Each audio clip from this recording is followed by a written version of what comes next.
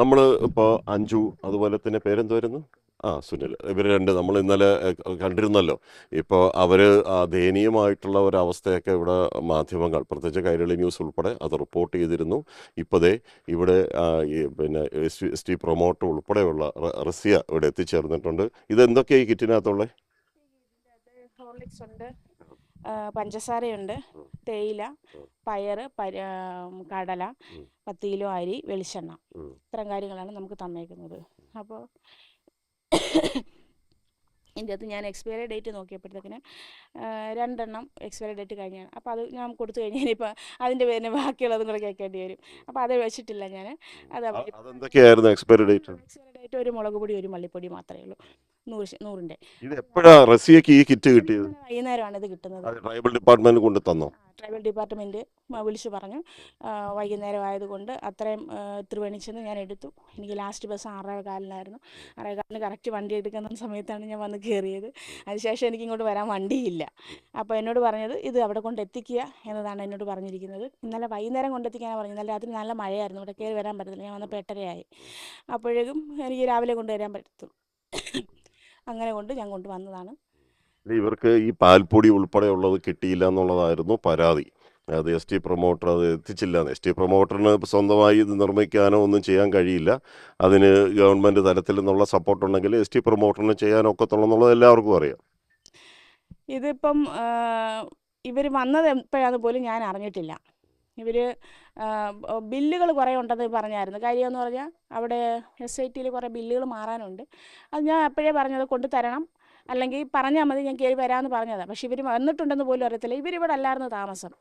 ഇവരുണ്ടായിരുന്നത് മുള്ളുമലയിലായിരുന്നു. ഈ ഡെലിവറി കഴിയുന്നിടം വരെ മുള്ളുമലയിലായിരുന്നു ഇവർ താമസം ഉണ്ടായിരുന്നത്. അതിന് ശേഷമാണ് ഈ ഡെലിവറി കഴിഞ്ഞ് ഇപ്പോഴാണ് ഇങ്ങോട്ട് വരുന്നത്. അപ്പോൾ ഇവരുടെ അഞ്ജുവിൻ്റെ ആണ്. ഈ പാൽപ്പൊടി ഇപ്പോൾ ഉണ്ടോ ഇതിനകത്ത്? ഹോർലിക്സ് മാത്രമേ ഉള്ളൂ. അപ്പൊ പാൽപ്പൊടിയാണ് ഏറ്റവും വലിയ പ്രശ്നം. കുഞ്ഞിന് ആവശ്യമായിട്ടുള്ള പാൽപ്പൊടി കിട്ടിയില്ല എന്നുള്ളതാണ് പരാതി. നമുക്ക് അവിടെ നിന്ന് തരുന്ന അനുസരിച്ച് നമുക്ക് എടുത്തിട്ട് ഇപ്പോഴും പാൽപ്പൊടി ട്രൈബൽ ഡിപ്പാർട്ട്മെന്റ് തന്നില്ല. അമ്മയ്ക്കുള്ള ഭക്ഷണം ഹോർലിക്സ് വന്നേക്കുന്നത്. അപ്പം അമ്മയ്ക്കുള്ളതാണ് കൊടുത്തിരിക്കുന്നത്.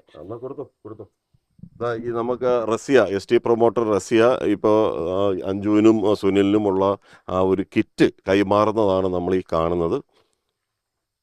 അതിൽ തന്നെ 2 ഇനങ്ങൾ, അത് ഏറ്റവും അതാണ് 2 ഇനങ്ങൾ അതിൽ എക്സ്പയറി ഡേറ്റ് കഴിഞ്ഞതായിരുന്നു. അതാണ് നമുക്ക് ഏറെ സങ്കടകരം. പക്ഷെ അത് എസ് ടി പ്രൊമോട്ടർ അത് പരിശോധിച്ച് ആ ഉത്തരവാദിത്വത്തോടു കൂടി തന്നെ അത് അതിൽ നിന്ന് ഒഴിവാക്കിയിട്ടുണ്ട്. പക്ഷേ ഇപ്പോഴും ഈ പാൽപ്പൊടി എന്ന് പറയുന്ന സാധനം കിട്ടാക്കനിയാണ് അവർ കുഞ്ഞുങ്ങൾക്കുള്ളത്. അത് കഴിഞ്ഞ ദിവസം തന്നെ പറഞ്ഞത് ചൂടുവെള്ളം, അങ്ങനെയല്ലേ അഞ്ജു പറഞ്ഞേ? ചൂടുവെള്ളം കൊടുത്തിരുന്നത്, പാൽപ്പൊടി തീർന്നതിന് ഞങ്ങൾ ചൂടുവെള്ളം കൊടുത്തിരുന്നത് ഒരു ദിവസം. ഇപ്പൊ പിന്നെ പാൽപ്പൊടി ഉണ്ടോ? ഇപ്പൊ പാൽപ്പൊടി ഉണ്ട്. വാങ്ങിച്ചോ? നിങ്ങൾ തന്നെ കാശ് മുടക്കി വാങ്ങിച്ചോ? ഞങ്ങളെല്ലാം ഒരു സാറ് വന്നപ്പോൾ വാങ്ങിച്ചു തന്നായിരുന്നു. ഇനിയിപ്പോ ഈ എസ് ടി പ്രൊമോട്ടർ പറഞ്ഞ കേട്ടല്ലോ, ഇത് ഒരുപാട് നിങ്ങളുടെ രേഖകൾ സംബന്ധിച്ചൊന്നും നൽകിയിട്ടില്ലെന്ന്. ഞങ്ങൾ രേഖകളിൽ മറ്റേ ജനനിയുടെ ഫോം ഞങ്ങൾ കൊടുത്തേ, പിന്നെ ഞങ്ങൾക്ക് എന്ത് കൊടുക്കേണ്ടതെന്ന് ഞങ്ങൾക്ക് അറിയത്തില്ല. വേറെ രേഖ എന്ത് കൊടുക്കേണ്ടതെന്ന് അറിയത്തില്ലായിരുന്നു. അത് കാരണം ഞങ്ങൾ ഈ അഞ്ജു പിന്നെ ഗർഭിണിയായിരിക്കുന്ന സമയത്ത് ഈ വാർഡ് മെമ്പറോ ആശാ വർക്കറൊക്കെ ഇവിടെ വന്ന് എന്തെങ്കിലും സഹായം പറഞ്ഞിരുന്നോ? ആശാ വർക്കറും ഡോക്ടർമാരും വരുമായിരുന്നു. അവരാണ് എനിക്ക് ജനനിയുടെ ഫോം തന്നിട്ട് ഇതേപോലെ പ്രൊമോട്ടറിൻ്റെ കയ്യിൽ കൊടുക്കണമെന്ന് പറഞ്ഞത്.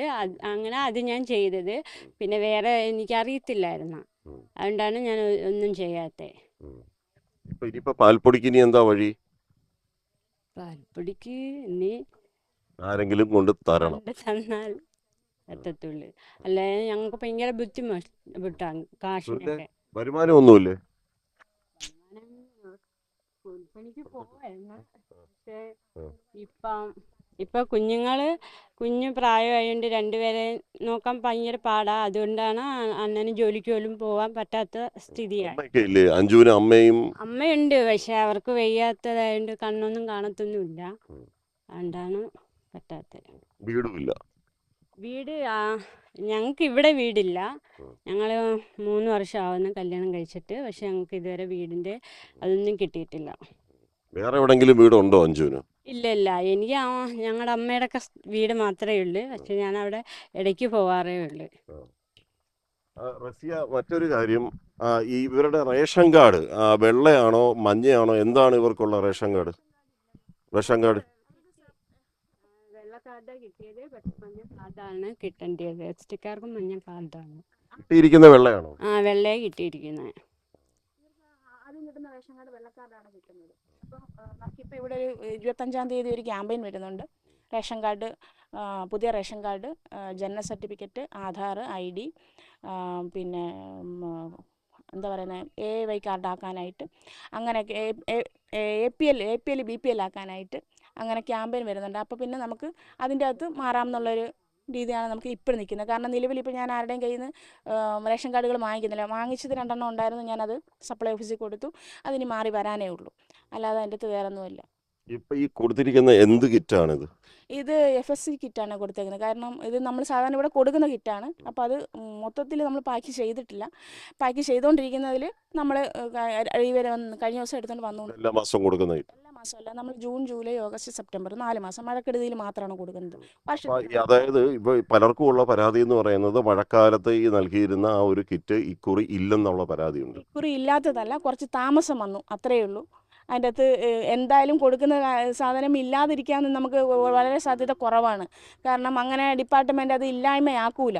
കാരണം ഇവിടെ ഉള്ള ആൾക്കാർ, ഈ ട്രൈബൽ ഡിപ്പാർട്ട്മെൻറ്റിലെ ആളുകൾ അത് വേണ്ടാന്ന് വെക്കത്തില്ല. കാരണം എല്ലാവരും പാവങ്ങളാണെന്ന് അറിയാവുന്നത് കൊണ്ട് ആ കിറ്റുകൾ തീർച്ചയായിട്ടും നമ്മളത് നിർത്തലാക്കത്തില്ല, അത് തുടർന്നുകൊണ്ടേയിരിക്കും. ഇപ്രാവശ്യം കുറച്ച് താമസിച്ചു എന്നതേ ഉള്ളൂ. അതായത് ഈ കൊല്ലം ജില്ലയിൽ ഒരു 1000-ഓളം കിറ്റുകളുണ്ട് കൊടുക്കാനായിട്ട്. ഒരിടവും പോലും കൊടുത്തിട്ടില്ല. കൊല്ലം ജില്ലയിൽ മാത്രമല്ല, കേരളം ഒട്ടാകെ കൊടുത്തിട്ടില്ല കിറ്റുകൾ. അപ്പോൾ ഇപ്രാവശ്യം കുറച്ച് താമസിച്ചു, അത്രയേ ഉള്ളൂ. ഈ അഞ്ജു, നിലവിൽ നിങ്ങൾക്ക് ആദ്യമായിട്ടാണോ ഇപ്പൊ കിറ്റ് കിട്ടുന്നത്? ഞങ്ങൾക്ക് ഇപ്പൊ രണ്ട് വർഷം 1 വർഷം അങ്ങനെ ആവുന്ന കിറ്റ് കിട്ടിയിട്ട് ഇപ്പോഴാണ് കിറ്റ് കിട്ടുന്നത്. ആദ്യമായിട്ട് അല്ലെ? അതിന് അഞ്ജുവിന് ഇത്രയും സങ്കടം പുറത്ത് പറയേണ്ടി വന്നു. പക്ഷെ നമുക്ക് എല്ലാവർക്കും കിട്ടേണ്ട, മഴക്കാലത്തിലൊക്കെ ആൾക്കാർക്ക് ബുദ്ധിമുട്ടായതുകൊണ്ട് ഇത് കിട്ടിക്കൊണ്ടിരുന്നതാ. പക്ഷെ ഇതിപ്പോ കിട്ടാത്തത് എന്താണെന്ന് എല്ലാവരും ചോദ്യങ്ങൾ. അഞ്ജുവിന് ഗവൺമെന്റിനോട് എന്താ പറയാനുള്ളത്? സർക്കാരിനോട് എന്ത് പറയാനുണ്ട്? ഈ സർക്കാരാണല്ലോ നിങ്ങളെല്ലാം നോക്കേണ്ടുന്നത്. അവരോട് നിങ്ങൾ എന്താ അഞ്ജുവിന് പറയാനുള്ളത്? അവരോടെന്ന് പറഞ്ഞാൽ നമ്മളെയും കൂടെ എല്ലാവരും എസ് ടിക്കാരെ എല്ലാവരും സഹകരിച്ച് നിൽക്കണമെന്ന് ഞങ്ങളുടെ ഇത് സംരക്ഷിക്കണം. ആ. ക്യാമറമാൻ രാഹുൽ ചന്ദ്രനൊപ്പം രാജ്കുമാർ.